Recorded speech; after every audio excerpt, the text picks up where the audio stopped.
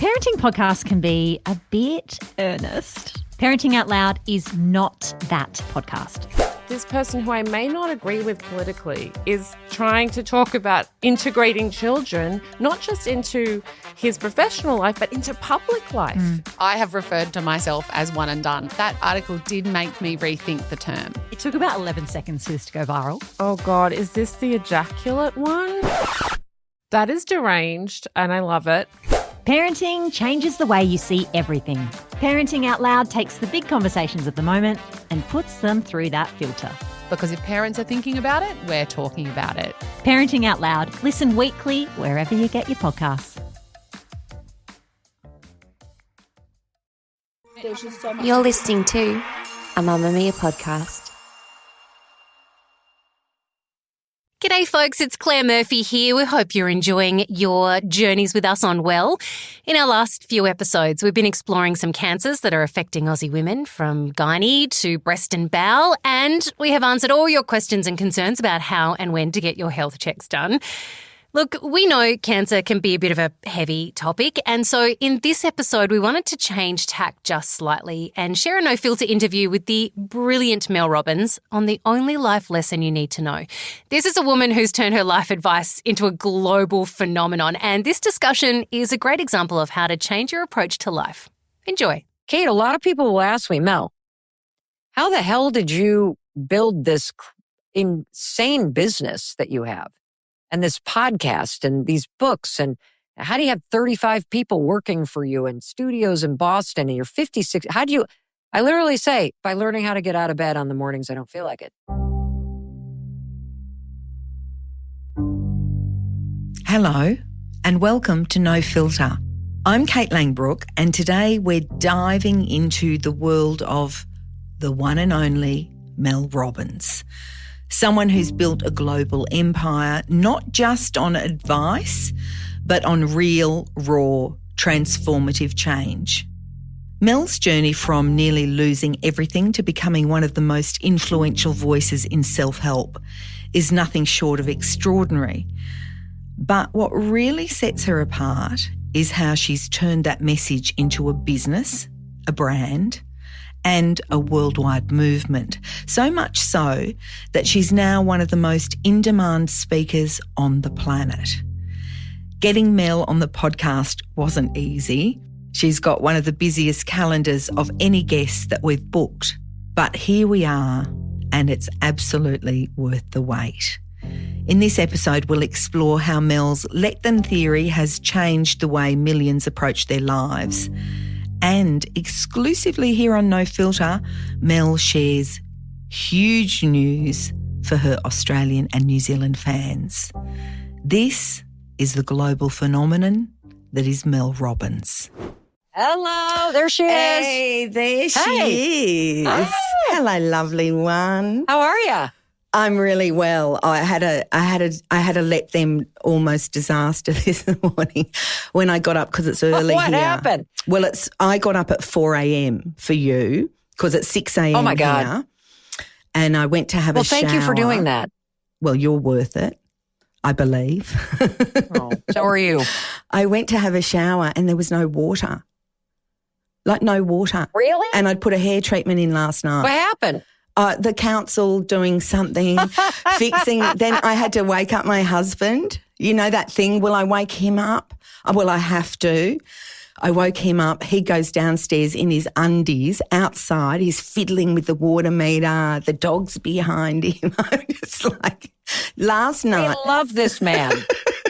And then he says to me, I got a message on my phone that you should also have, which I don't have, from the council saying the St Kilda water, which is where we live, is turned off until 6 a.m. Well, 6 a.m. is now when I'm What? with you. Yeah. You're kidding. So you still have your treatment in your head? Well, you know what I did? I would have just left it in and made it a high bun. Well, I couldn't because it was so greasy. I wanted to have nice hair for Mel Robbins. You've always got nice hair. Oh, are you kidding me? You know the worse I look, the better our content does. Do you think? No, I know. Oh, of course I'm you do. 100%. Yes, like, no, and my Why? kids will always go like, God, why did you put that video up? You look terrible. I'm like, I went to the grocery store looking like this. Like, what's the problem? No, but you know what it is? It's because our brand is really friend. Yes. And the more dolled up I am, the less it's us. And so, we just kind of roll up to the camera. And if hair's a disaster or, it just is what it is. Like, this is how I look. I do love your greeting that you always do. I'm going to say it to you. Hello, friend. Hello, Mel Robbins. Welcome to No Filter. I'm your new friend, Kate Langbroek. I don't think you're a new friend. I think you've been an old friend. And so thank you for welcoming me as a friend. I kind of believe we are all friends on the road of life. I think about the fact that you can learn anything from anybody if you're willing to kind of lean in. And there are going to be times, Kate, where as we're on the road of life, taking a long walk together, you're going to be a couple steps ahead of me because you and your husband have gone through something that my husband and I haven't yet. And so you can be a friend to us. And then there are times where I may be just a step ahead of you because I just went through something with my son and figured out that he had dyslexia. And now I can, be a friend to you as you're sorting through an issue. And so, I love saying it's your friend Mel because that's what I believe. And that's how I feel as I move through life, whether I'm walking into a coffee shop or through an airport or down a dirt road or I'm stepping up to a microphone. It's an interesting thing because your attitude to sharing your knowledge comes from a place of great warmth and great vulnerability. And the model that we have is that often when people achieve a certain degree of success, they start to put the walls up. They need to protect their privacy. They won't talk about their personal life. They da-da-da. How do you maintain your openness to share your vulnerability with basically the world? It's a great question. And I'll answer it a couple ways. Number one, I'm grateful that all of this happened so late in life.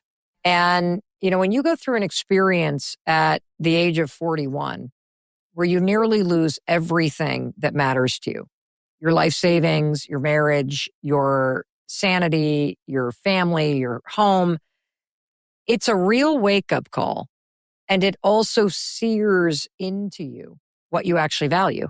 And I think too often it's not until we lose something or almost lose something that we realize how much it meant to us. And so to have that experience or my career, at least the one that everybody sees right now, I'm 56 now, that it started 15 years ago at rock bottom where I was on the verge of losing everything that mattered. And so when you have an experience where your kids are standing next to you and you can't pay for groceries at the grocery store, when you have an experience where your kids are in the car and you can't fill the tank of gas that they're in, you don't lose that. And I remember in moments of my life, whether it was that moment or it was moments when I was younger and I was struggling with issues I didn't even understand. I wasn't diagnosed until I was 47 with ADHD, but it impacted me my whole life that I didn't know.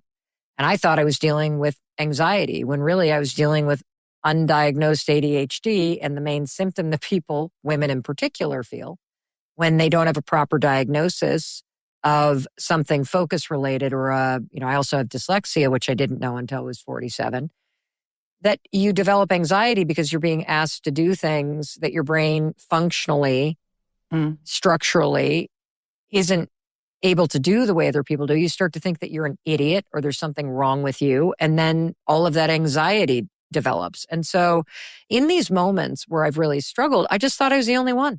I thought there was something wrong with me.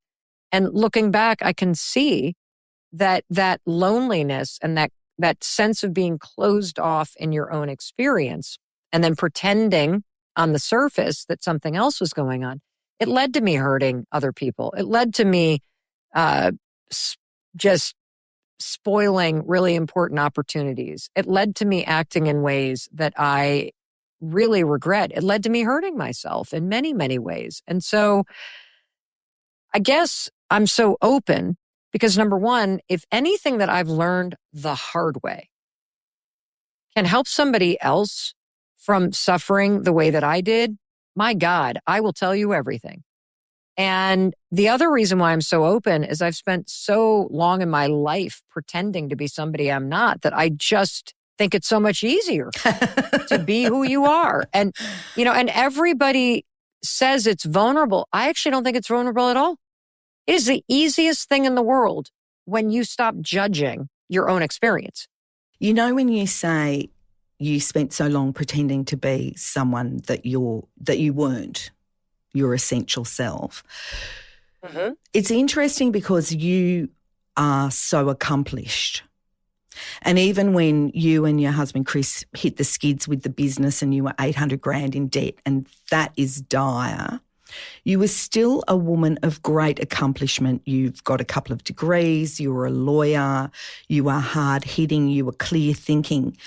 Who were you pretending to be? Hard-hitting, clear-thinking. Right. Got it all together, accomplished.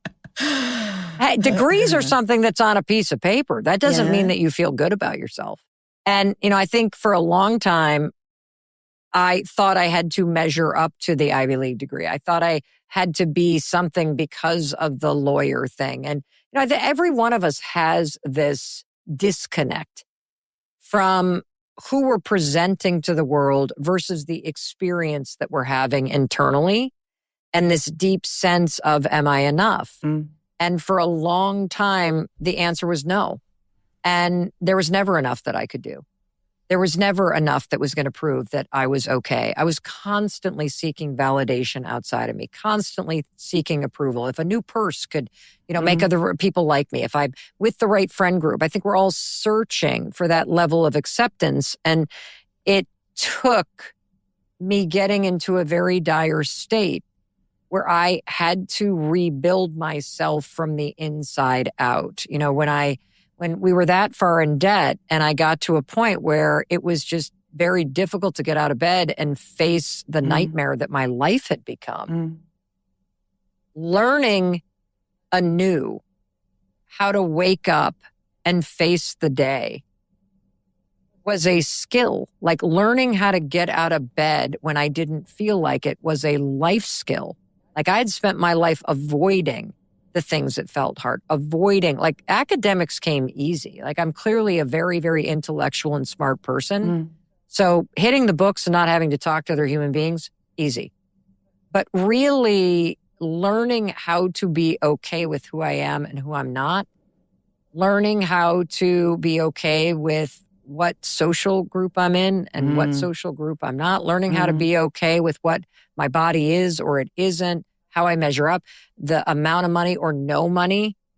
What's fascinating is I think that in life, most people know how to have a bad attitude or be in a bad mood for no reason. That for decades, you can train yourself to just look at the day ahead and see nothing but reasons to be in a bad mood, reasons to doubt yourself.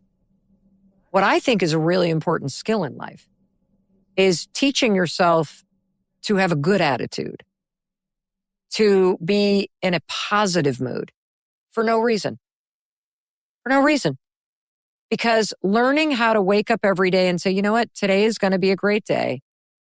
And it's not going to be great the whole day, but I'm going to make it a good day because there's something that I'm going to do that's going to make me feel good. That's a way to program yourself to have a good attitude. Learning how to wake up and say, I don't know what's going to happen, but I know I'm capable of figuring it out today. Doubling down on your ability. Well, I sometimes think this mood thing I find really interesting. I did breakfast radio for 12 years, so my muscles to wake up whistling are pretty good. You got to wake up happy. You got no say in it. And I've also got 4 children, and they're all sort of wired differently for mornings. Mornings in particular, I think, are so essential. And I always say to the kids, you may as well do it happily because it has to be done regardless. But I think that sometimes people use the mood that you're talking about to deflect. You know how no one will come near someone who's grumpy.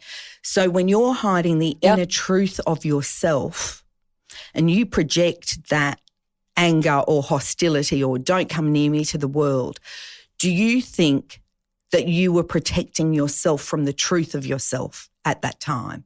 I'm sure, because, like if you think about anybody in your life who's miserable, Yes. they're always in a bad mood. They are always talking about the negative. There's always some gripe. That is a human being that is projecting an inner landscape that they have not dealt with yet. See, there's a lot in a person like that. There's typically a lot of sadness. There's a lot of self-criticism. There's a sense of isolation. There's a sense that life isn't fair. And that's a very difficult thing to sit with. I mean, there are those of us that just marinate in that and make ourselves miserable, but we don't project it to anybody else. But then there's a lot of people that feel those exact same things and they can't tolerate those feelings, so they barf it out at everybody else. And so when I see somebody that's like that, I just, say, let them be in a terrible mood, let them be disappointed, let them be angry at life, because it's not my job to save people or heal them, and I can't. But let me not allow that negativity to impact me or to become my job to manage. Because I find that people that are negative tend to get a lot of attention for that negativity. They feel powerful because of that negativity.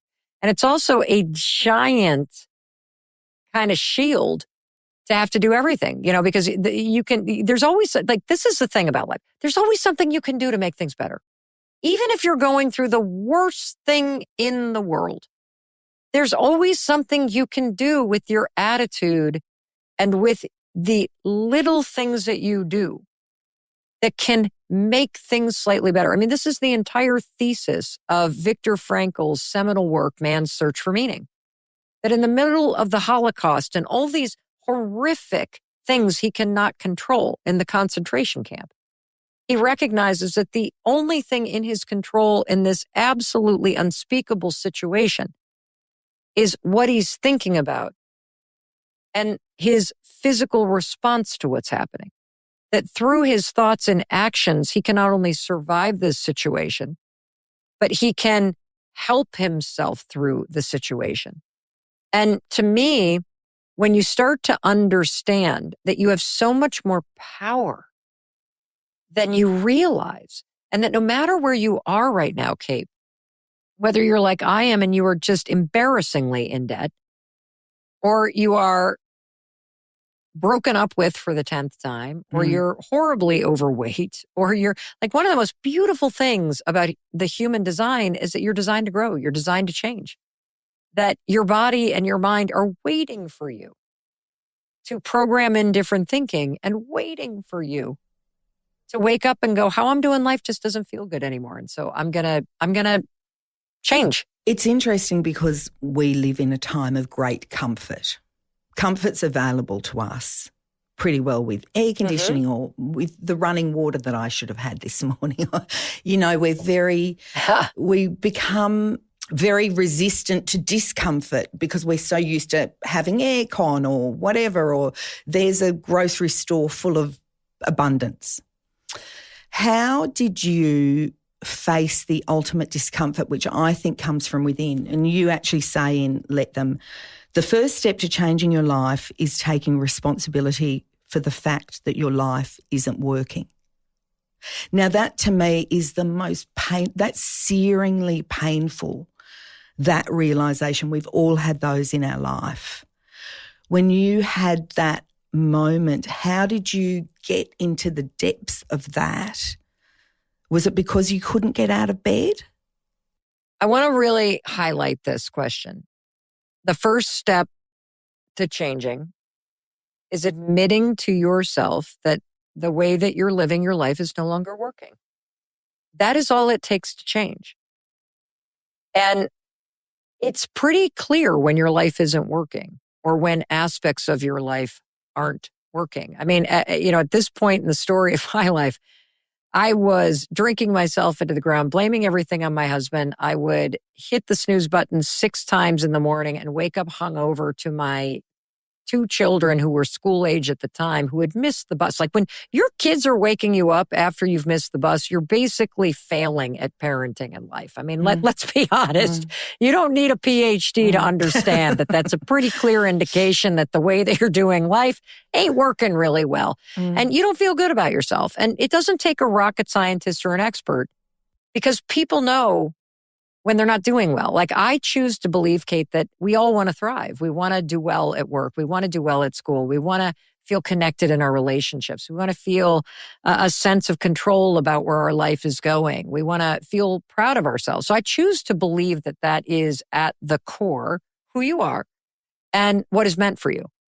And for just endless and endless reasons, we get away from who we are and we get off track. And the only thing that you need as the first step to get back on track in your life is to admit that how your life feels or how your marriage feels or how your job feels no longer works for you.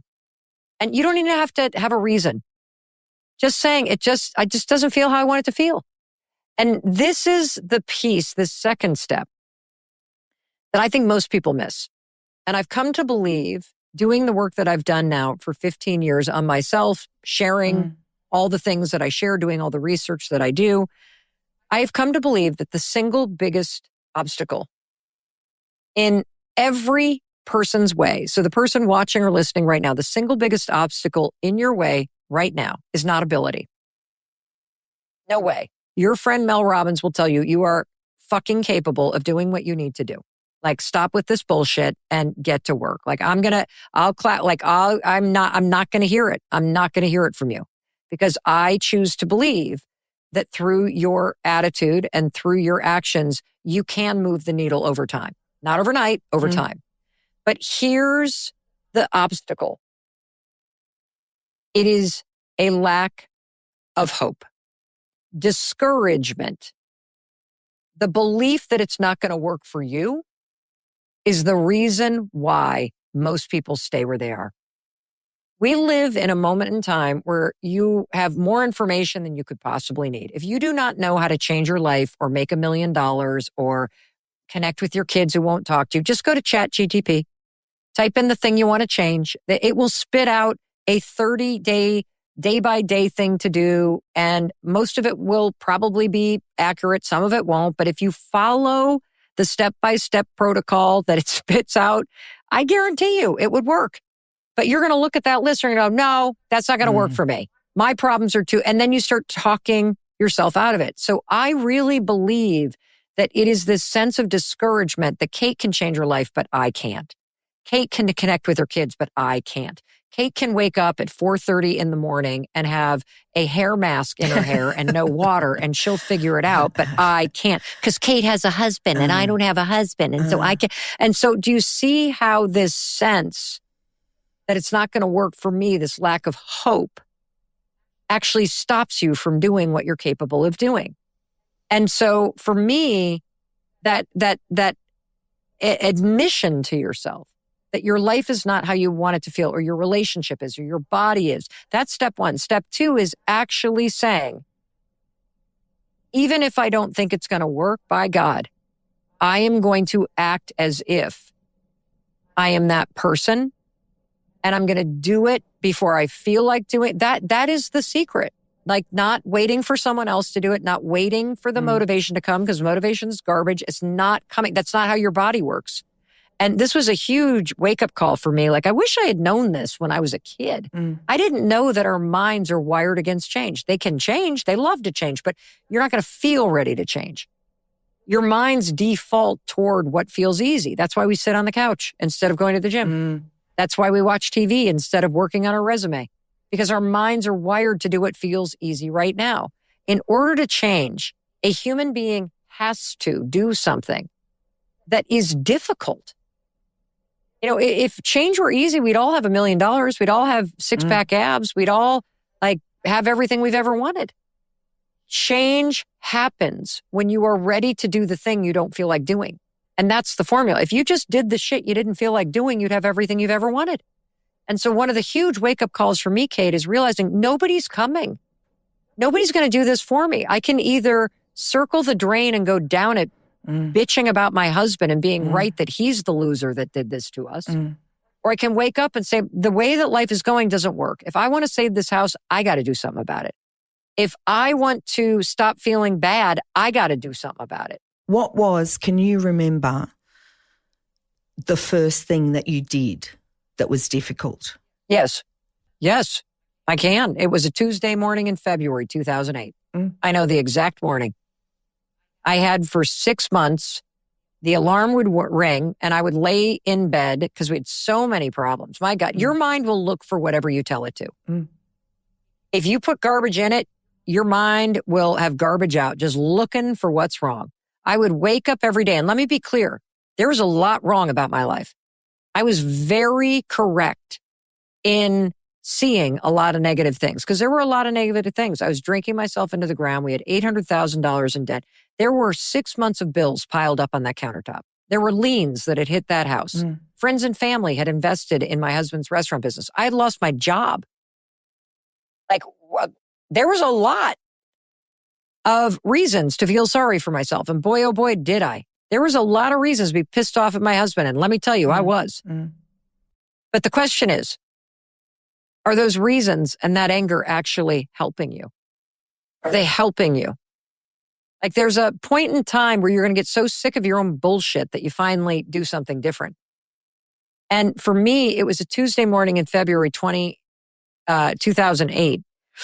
And the night before, I had seen this rocket launch across the television screen, and it gave me this like crazy idea to try to launch myself out of bed. Now, I had a lot of bourbon that night, and so that's probably why I had that dumb idea.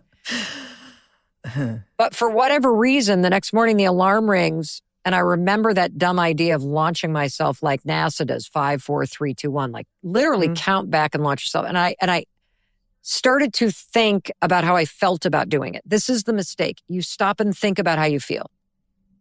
And immediately, I saw all the negative. I don't feel like getting out of bed. It's cold. It's dark. It's February, which is winter in Boston, Massachusetts. How the hell is getting out of bed going to pay my bills? I'm pissed off at Chris. Like, what the? And I started reaching for the snooze button, which is a massive form of avoidance. Great way to start the day. Let's just procrastinate by getting out of bed. But for whatever reason, that morning, February 2008, I made one decision that changed my life. I just started counting backwards, 5, 4, 3, 2, 1. And then I rolled out of bed. And it was this weird moment. First time I had gotten out of bed when the alarm rang in 6 months. And it felt like a small victory, and it was. Because it was the first time that the negativity and the bad mood and the anger and the depression and all of the problems, it was the first time they didn't win. Because you'd asserted yourself. I won. You'd asserted yourself over yourself. I took action. Yes. I took the action despite the feelings. And, for you listening or watching right now, I'm going to tell you something. There are things that you know you need to do, and you've been waiting around to feel better. Do not do that. You are not going to feel better until you take the action first. Because what happens is, and this is sort of how to break down what's actually happening, is your mind is watching. And every morning that you hit the snooze button 6 times, it becomes your identity. And your brain's like, oh, I'm the kind of person that just avoids doing the hard things. And then you avoid doing more hard things. This is why you should never allow your children's anxiety to have them opt out of something. Because when you allow your children's anxiety to let them avoid doing something that scares them, you allowing them to opt out communicates to them in their brain that they're not capable of doing hard things. And so you make the anxiety worse. How do I know that? Because I did this with my children. I made their anxiety worse because I didn't know. Now I know. And so I learned through that experience that doing something that you don't feel like doing is a skill. Learning how to do things just because you know they need to get done, which you can do in lots of areas of your life. Look, I don't like unloading the dishwasher. I still do it. I never feel like folding laundry. I still do it. I don't feel like picking up the dog poo in the yard before we mow it. I still do it. There are areas of your life where you do this, but when it comes to the most important things, you're waiting for the feelings to align with the action. And it is the opposite. Act first, and then how you feel changes. And here's what also happens. You start to see yourself differently. seeing myself get out of bed when the alarm rang starts to become, if you start to do it most mornings, you start to see yourself as the kind of person who gets out of bed when the alarm rings versus the kind of person who lays there and stares at the ceiling like a human pot roast, marinating in fear and all your problems. And how that, and it was the action, not the thinking, that changed the way you see yourself. And so, Kate, a lot of people will ask me, Mel, how the hell did you build this insane business that you have and this podcast and these books? And how do you have 35 people working for you in studios in Boston and you're 56? How do you, I literally say, by learning how to get out of bed on the mornings I don't feel like it. Because if you can learn how to get out of bed when you don't feel like it, if you can learn how to have non-alcoholic drink instead of an alcoholic drink when you don't feel like it, when you can learn how to go for a walk when you don't feel like it, when you can learn how to start a conversation that's hard when you don't feel like it, you can do anything. That's the secret. And so that period of my life taught me that action and acting consistently with the things that I want gives you what you want in life. Up next, Mel Robbins dives into how hitting rock bottom saved her marriage and her life. Don't go anywhere. How did that extrapolate to your husband and your children at that time? So they've been living with someone who, like you said, is marinating like a pot roast, as I guess Chris was at the time as well. No, Chris was running from me because I was a complete bitch to be around. Like, he's a very smart man. He was drinking himself into the ground. Yeah. How it translated is my mood shifted, problems started getting solved. I got myself a job. I started asking for help. I started being honest about what was going on. I started 5, 4, 3, 2, 1. Instead of screaming at Chris, I would settle myself. So one decision, one action at a time. I started to take different actions and those changed the course of everything. And it all starts with you. Like, we're all sitting around waiting to be rescued or waiting for somebody else to do it. You have so much more power. Like, think about yourself and the power that you have, like the weather. You can be sunny and that changes everybody around you. That's the power that you have. Or you can be a storm. And we all know people who walk in a room and they are a storm and their energy affects everybody. You get to choose being in a positive and action-oriented mindset for no reason. Because right now, you're in a very negative or self-doubting one for no particular reason other than the fact that you're used to it. So Chris rose to meet you, the new you, when you could show yourself again to be? Not really. Okay. Not really. How was that? Because you can't make other people change. You can't. Like, Chris started using 5, 4, 3, 2, 1 and went back into his restaurant business and renegotiated leases and laid off a bunch of people and went to the investors. And it was like a slog for years and years and years turning it around. But, you know, when he left the restaurant business in 2014, he was a shell of himself. So 6 years later, he's doing the stuff, but he hadn't addressed his drinking. He hadn't addressed the shame that he felt about the fact that, you know, as a man, and this is speaking in very heterosexual norms, he felt he had failed because he didn't provide for his family. And his business wasn't a success and he lost people's money. And he went into a dark depression. And he had an angry wife. I just, an angry, resentful wife who's now out there like having to make the money and, you know, working 3 jobs and making the ends meet while he's barely able to hold it together. And, you know, this is the thing about life. You cannot heal another person. You cannot do the work for another person. The way that you actually do the work for other people is you do the work to make you proud of yourself. You do the work to align your actions every day in a way that makes you proud of yourself. And if you are proud of yourself because you get out of bed and you make your bed and you have a morning routine that makes you feel like you, and then you go to work and you're a good person and you're kind to people and you do the best that you can and you try hard to stay in control of your emotions. You're not an asshole to people. And you end the day and put your head on your pillow and say, you know what? I did the best I could today. I'm proud of myself. You're winning. Yeah, you're winning. And then people are attracted to the qualities that you are demonstrating. They're like, Mel, how do you know the secret of, you always seem like you're in a good mood, or great things are happening for you? Taught myself how to be Kate. And here's why. Let's just take what happened to you this morning with the hair mask and the water being turned off and all of this stuff. In a situation like that, and I'm a very pragmatic person, if you allow the things in life that you can't control the fact that you didn't get the text. Because you didn't get the text. You can't control that the water was getting turned off. Because you can't control the fact that the hair mask is already, because it's already in your hair. So let them.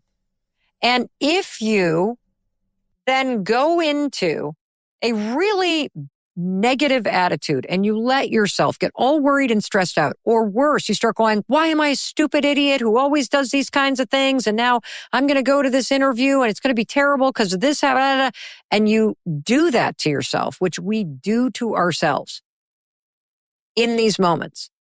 What happens is you trigger your own brain to go from present and fully capable of handling the situation to a stress response, and your amygdala in the back of your brain turns on.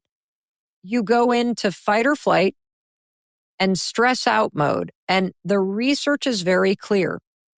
When your amygdala is turned on because you're now negative and criticizing yourself and doomsday and all that stuff that you've done your whole life to yourself, you actually can't think clearly because the prefrontal cortex isn't working at its full capacity. So your habit of just going into a bad mood and a bad attitude, which then makes you stressed out, actually makes everything worse because you can't bring your thinking and your problem solving online to help you. That's what happens. And when I started to realize, wait a minute, I have forever defaulted to doubting myself. I have forever defaulted to worrying or second guessing or questioning or like wondering, if other people are going to approve. I've forever trained myself to do this. Why not train yourself to do the opposite? Why not train yourself to be in a good mood just because you know that it's going to help you in those situations when life goes sideways? And there's plenty of things to be in a bad mood about, but does the bad mood help you? That's the question. You tell an interesting story in Let Them.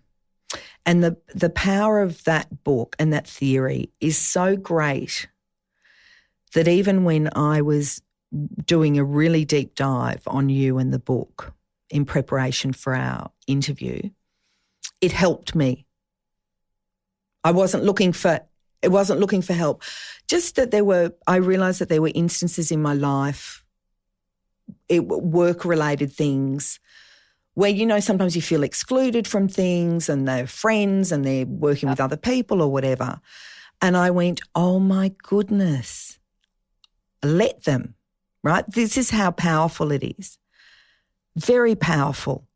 When I was reading about you with the greater purpose, not being myself, I still reap the benefit from it. Extraordinary.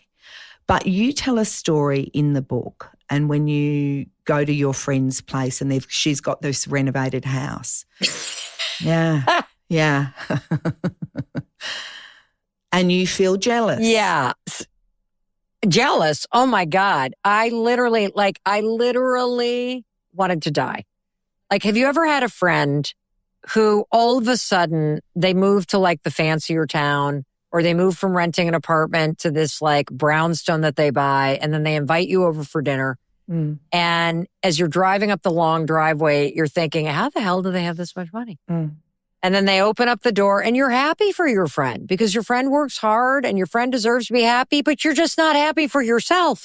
Because as you're gripping the wine glass and you're gritting your teeth trying to smile that like fake smile, and every single corner of their house looks like a display on Pinterest. And then you turn the corner and there is your dream kitchen. And she's got the white cabinets and the marble countertops. And you're like, you bitch, I shouldn't have shown you my Pinterest boards. You stole my kitchen. Right. And then you literally, you know, if you're anything like me at the time, because this happened to me, this particular story when we were still really struggling financially, you hold it together. And then when you get in the car, and you go to drive away, you turn to your poor partner and you're like, why couldn't you have been in finance? Why did you have to be a nice person? Why couldn't you make money? Like you just like aim it at them. Oh my God, it was so bad. You know, I believed that success and happiness and friendship and kitchens with white countertops were in limited supply. I believed and went through life that if Kate has a podcast, I can't have one. That if you go on a vacation to the Maldives, I can't. That if you wear embroidered, like that somehow your success or your happiness is robbing me of mine. That there was, and it's such bullshit. These things are in limitless supply if you're willing to wake up every day and do the boring, annoying, grueling work that it takes to create these things in your life. And it doesn't happen overnight. Like you're not going to get the kitchen in the next 5 years, but you might get it in the next 15.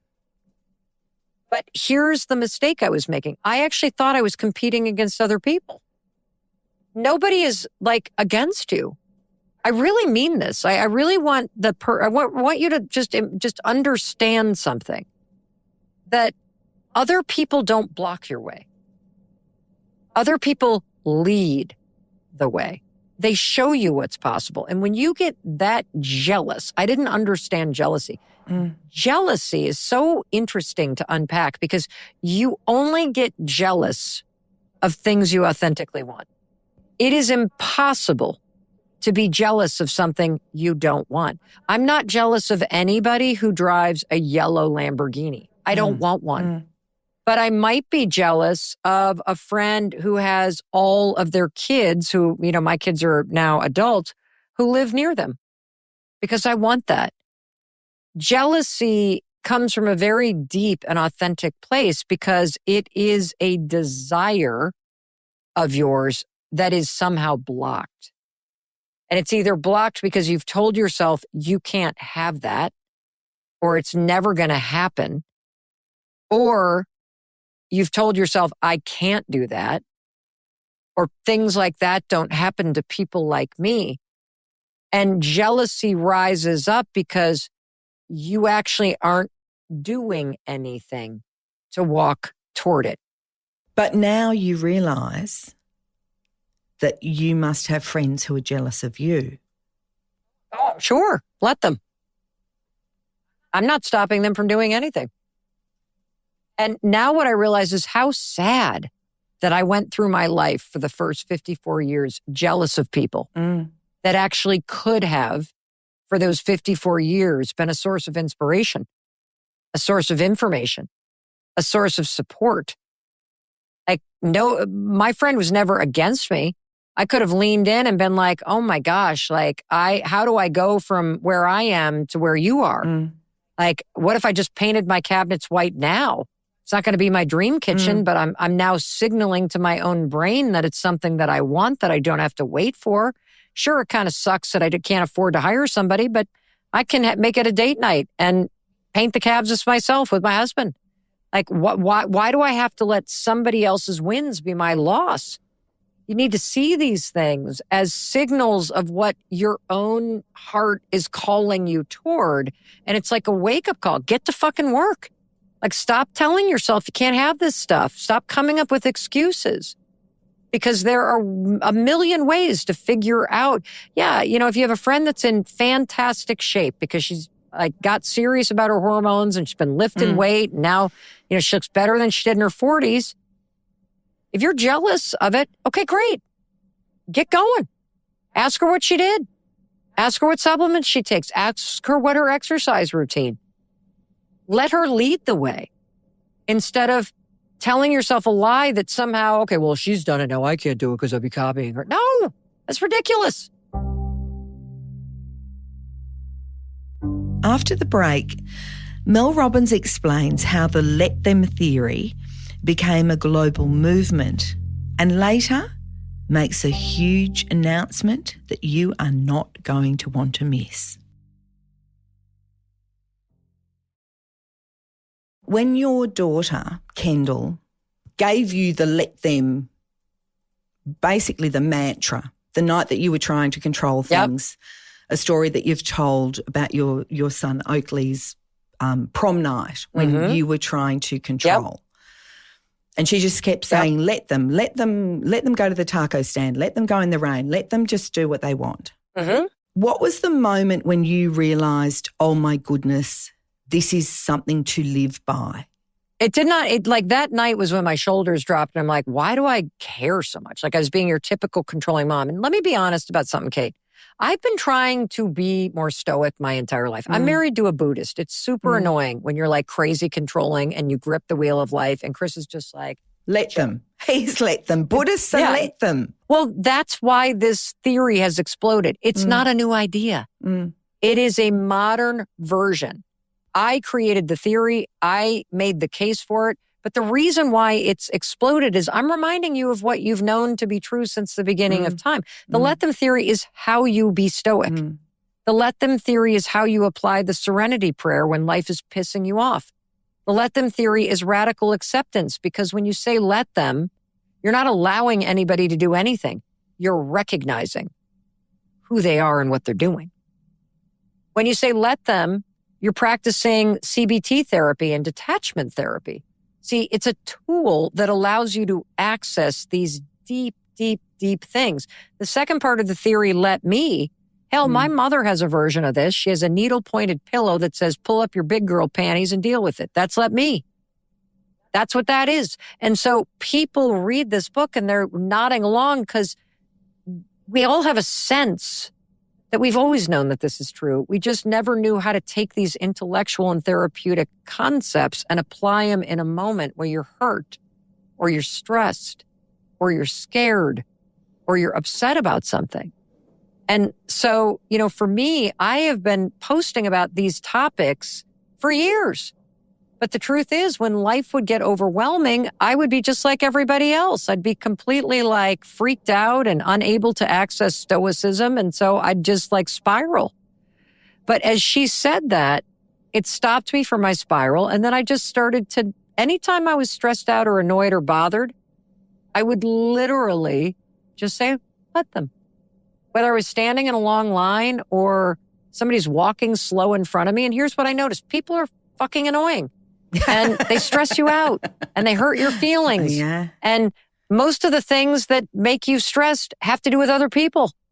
And I started to recognize there's a totally different way for me to live my life. Why am I giving so much time and energy to other people? Why am I giving time and energy to things I can't control? Why am I trying to change everybody? Why is it my job to make everybody happy? Let them be miserable. Let them try to make me feel guilty. Let them. And here's the thing, though, I want to tell you, Kate, is that it was just the let them theory. It was just let them. Let them, let them, let them, let them, let them. For the first 6 months, it was let them, let them, let them. And I started writing this book and I finished the first draft and I'm like, something's wrong. Because the book was let them, let them, let them, let them, let them, let them, let them, let them, let them, let them. And my daughter came home and from a big solo backpacking trip, she was actually in Australia and New Zealand and all over Asia. And she needed money because she was broke. And I was like, you are a walking human Excel spreadsheet. So I'm going to give you a research assignment. I've just finished this draft of this book. Something's missing. I want you to go back into all the inbox and look at the comments on the podcast episode I did about this and look at the comments on the YouTube episode I've done about this. Nobody knew I was writing a book yet. I had just done the podcast episode. And I'm like, I want you to look for what's not working. I want you to look for how are people using it? What are they saying about it? What are they saying in terms of I started using it, but now it's not working? And come back to me. I thought it would take her 4 weeks. She came back within 36 hours. She had a 27-page Excel spreadsheet, columned, tabbed, source links, and she had this synopsis at the top. And she's like, can't write the book. Like, what do you mean you can't write the book? I'm writing the book. She's like, Mom, you can't write the book. I said, why can't I write the book? She said, people are using let them and they're lonely. Because when you say let them, you realize, wait a minute, I'm the only sibling in my family that reaches out. And when I stop reaching out, nobody does. And wait a minute, my friends are jerks because I invite them everywhere, but they often make plans without me. I'm supposed to just let them? Wait a minute. This person that I've been dating for a year actually treats me like crap. Like, I'm basically thinking I'm going to marry somebody who won't put a label on this relationship. I'm supposed to just let them? And she said, there has to be a second part, Mom. Because once you recognize the truth in your relationships and the truth that your boss doesn't recognize your contributions, you don't want to sit in feeling disempowered and lonely. There has to be a second part. And I was like, what's the second part? She's like, let me. And so the second part of the theory, which is how you take your power back and you recognize that in life, there's only 3 things you control: what you think, what you do or don't do, and how you process the very real emotions that rise and fall every day. And it was because of her and her research that the theory became fully developed. And then we spent the next 9 months writing the book. Mel Robbins, thank you for you. Yes. Thank you for being a friend to so many. Thank you for changing lives. As a final glimpse into you, what would you like to change in yourself? Oh, what would I like to change in myself? I think in a moment like this, where you have this enormous thing happening, it's very, very easy to want to do more. And because I nearly lost everything that mattered to me, my family, my home, my sanity, my marriage, I don't want to get so busy that I lose sight of the things that are important. And so it's not that I'm trying to change anything. I want to make sure that I don't change, that I stay laser focused on showing up in a way that makes me very proud, that I really protect my time and energy so that I can continue to spend a lot of it with my family and with my friends, that I don't ever forget who I am at my core and get all caught up in the bigness of this or anything else. It's huge. That I lose sight of who I am. Yeah. That's why, this is being proud of yourself because of how you live your life is the winning formula. And you have full control over training your mind to think differently.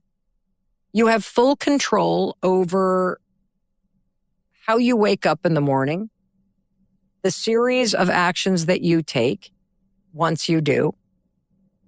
And I really hope that you will take the truth of what I'm sharing with you and these simple tools, whether it's 5, 4, 3, 2, 1, or it is let them and let me, and you try them.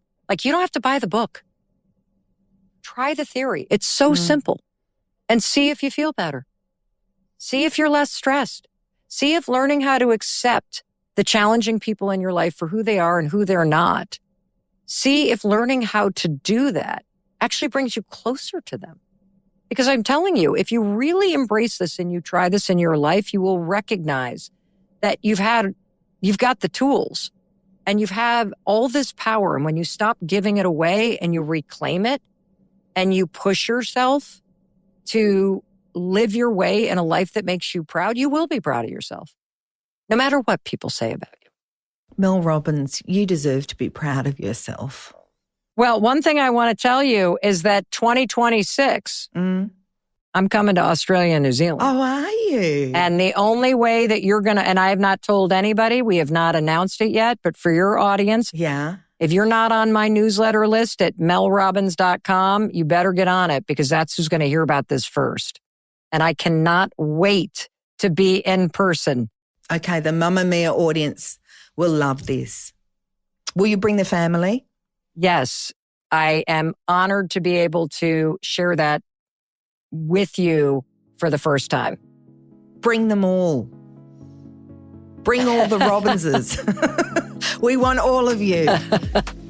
Wow, that's quite an announcement. Mel Robbins is heading our way in 2026, and we got the exclusive here on No Filter.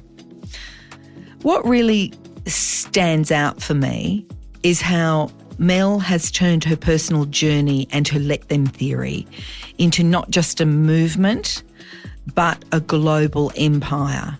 It's pretty mind-blowing to see how she's taken her message and made it into a business that has touched millions, myself included. The executive producer of No Filter is Naima Brown. Senior producer is Bree Player, with audio production by Jacob Round and video production by Josh Green. And I am your host, Kate Langbroek. I will see you next week. Hello, this is Naima Brown, the executive producer of No Filter, and today we're bringing you a taste of a new podcast we've just released called I Never Told You This. It's about connection, about brave conversations, and how to have more honest relationships. If you want to continue to listen to this series, it will be dropping over in our But Are You Happy podcast. We'll pop links to But Are You Happy in the show notes. Happy listening. I'm Ashani Dante, host of But Are You Happy? Did you know that 1 in 5 Australians experience a mental health condition each year, yet too many suffer in silence? Talking about our feelings and experiences is one of the most powerful steps towards healing and knowing we're not alone. That's why we're introducing I Never Told You This, a series created to spark honest, meaningful conversations that support better mental well-being. Brought to you by Medibank. I'm just actually feeling really freaking angry right now. What a wasted emotion pride is. 2 people, 1 big reveal. I Never Told You This, a simple card game where 1 question could change everything. It starts light. What small thing brings you joy? I'm not going to answer that. Then comes the moment that could shift a relationship forever as they finish this sentence. I never told you this. I've never told you this. I never told you this. Today, cousins Tina and Eula will be sitting down together. I don't know how she's going to take what I'll be sharing with her. Eula has something big to reveal to her cousin Tina. Hi. Hey. Well, I've got this fun game called the Medibank Family Roast card game. Why not? I'm up for anything. I'm going to pick up a card now. In what way do you think we're similar? Both can talk underwater. Both got a very quirky outlook on life. Willing to try anything once. How long have we got? My turn. Let's go. Tell us about an embarrassing childhood memory. At your house in the country when I decided to lock my sister in the what are they called? The toilet outhouse. And didn't tell anyone, came inside the house. We were all playing. We were all playing and dancing to music. I got into so much trouble. It was a very bad thing to do and I'm very... Do you regret it? I'm not going to answer that. Is there a family tradition you hope continues for generations? In our culture, Greek Easter is one of the biggest nights. It's quite spectacular. Fireworks in the cemetery in the middle of the night, that's like something different. It is. My turn to pick up a card. I never told you this. Okay.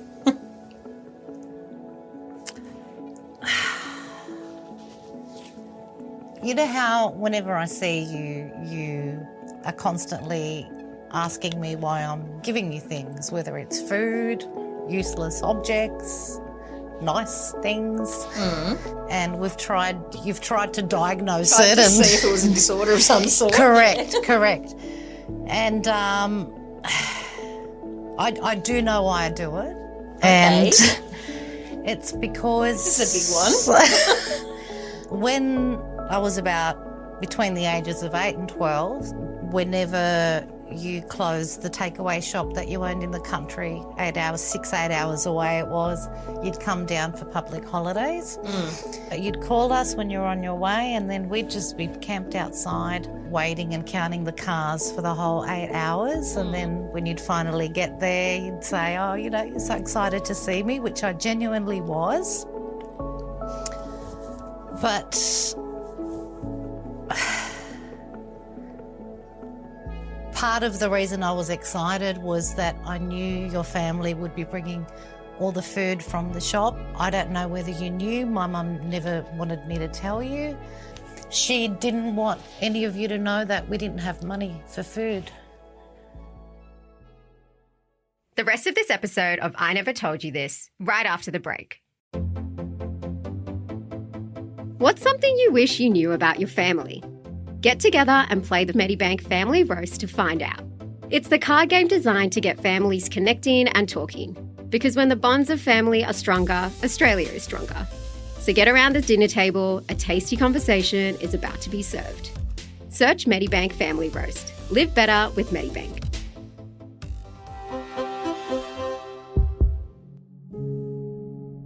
I remember some weeks we would eat nothing but boiled potatoes.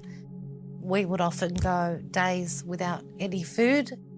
We were literally starving, and just seeing that car and all the food and things that I would never be able to afford to buy, like chips and chocolates, was just like our lifeline. Wow. Sorry. That's huge. I had no idea. I'm just actually feeling really freaking angry right now, because it just goes to show what a wasted emotion pride is. You're my cousins. We never wanted for anything. We didn't have lots of everything. We had enough. And to think that you guys didn't have enough breaks my heart. And I'm sure if my family, my parents reached out, your parents would have absolutely helped 100%. us. You always look after the children, and it's not anything to put an extra plate out. Do you know what I mean? I know things were hard, especially for immigrant families, with parents learning English as a second language. Things were quite tough. I remember my dad telling me, that he'd often work 3 or 4 jobs at a time just to try and make ends meet. But I just assumed that you guys were always okay. My dad had his own issues and couldn't keep a job down. My mum had mental health issues. Both our families migrated. Your parents opened up a shop and were doing well. Mine was struggling to make ends meet or hold down any regular work. Your parents were successful and they were failures. Well, I think that's something that's just endemic amongst not just Greeks, but lots of cultures. They waste their time worrying about what other people are going to think when actually no one's thinking about them at all. If my dad had known that things were that difficult for you, he would have employed your parents. We could have all lived together and worked together, because God knows we needed workers. Absolutely. It didn't have to happen. Moving forward, it's how do we make it better for us and our children, and how important it is to ask for help. It might be the norm to suffer in silence. We know in our culture it's a pride thing, but we need to change that, and we change that by coming out, setting an example. Well, remember when we were kids, you couldn't find a translator. How many times did you get dragged to an office with your mum and dad to try and explain something, So I think definitely as a social thing, we are progressing as a society. But as you said, it is very important that newcomers understand. Everybody needs to understand that it's okay. There's nothing wrong with asking for help, and all you're doing by hanging on to some ridiculous pride is just injuring yourself. I feel like this whole weight's come off and that I can sleep well tonight. Decades later, as soon as I see your car pulling up, it just takes me back to that childhood, and the instinct is The happiness. the food, and I just feel eternally obligated to give something back, which is why I will not let you leave my house without things, whether it's olives or sweets. I It's can't just believe this. you've held on to this for so many years, and how many hours have we wasted trying to diagnose what kind of disorder you have? We called it reverse hoarding. Reverse hoarding. Thank you. I really appreciate you coming on board today. I know it's been suspenseful, and I hope you are able to accept what happened and not take any responsibility for it, and just appreciate what you did and what a big impact you had in my life, because that's what I want this to be about. I don't think there's anything I couldn't ask you for, and I hope that you feel the same I way. do. You know, genuinely. I do.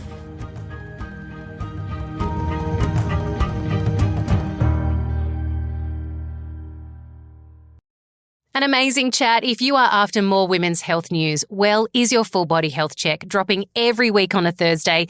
Coming up in our next topic, we're going to be talking about our skin, from anti-aging, injectables and fillers, skin conditions like eczema, psoriasis and rosacea, and then also skin cancer, which is a very important topic for us Aussies.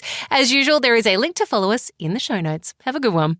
Mamma Mia acknowledges the traditional owners of the land we have recorded this podcast on, the Gadigal people of the Eora Nation. We pay our respects to their elders, past and present, and extend that respect to all Aboriginal and Torres Strait Islander cultures.